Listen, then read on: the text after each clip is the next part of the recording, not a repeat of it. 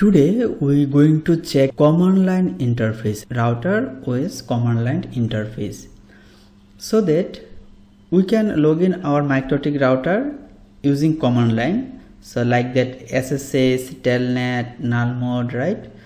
So how we can connect our MikroTik router using SSH or Telnet, right? Before going to the using SSH or Telnet, we need an application like that PuTTY, right? So we can download PuTTY software, PuTTY, PuTTY download. Then we can just click here.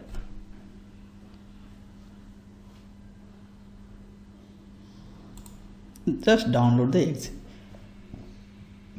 In the meantime, we can set our MikroTik router admin password. So how you can set password? Just a system to users, then click here, then password, just 1 2 3 4 5 6. This is our test router, so that just we are using test password. Okay, done. Then it's still downloading. Okay, then just open and run the exe.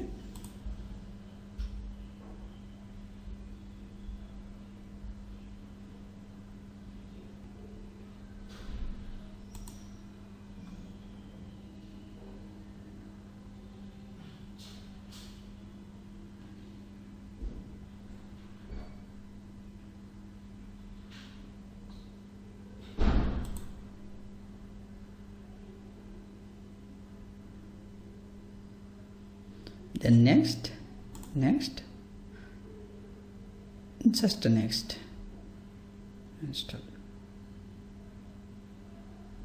finish. Then just run the PuTTY software. Then our router IP is 192.168.88.1. Then we know our SSH port number 22, right? Then just SSH selected, just click open. Then just warning message, just click yes. Our router username admin, right? Admin. Then password 1 2 3 4 5 6.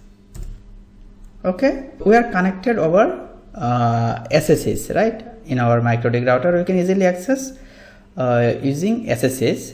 Just if I check the IP address print, then I can check what is the IP address of my MikroTik router. Then we can try as well as Telnet.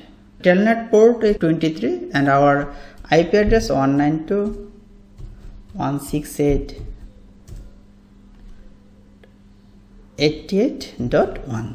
Then just Telnet selected, port num 23, then just open. Then username admin, password 1 2 6,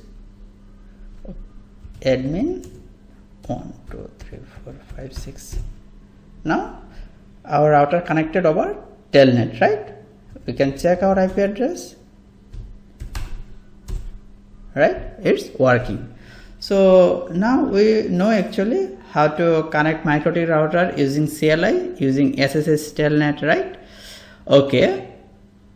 Then there is some other things. Tab actually you can just when we at double D just press tab, then full command will be appeared, right?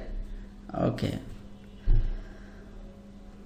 Then command history and its benefits, like that in your router you create a if you go to the system to history, there is no history, right?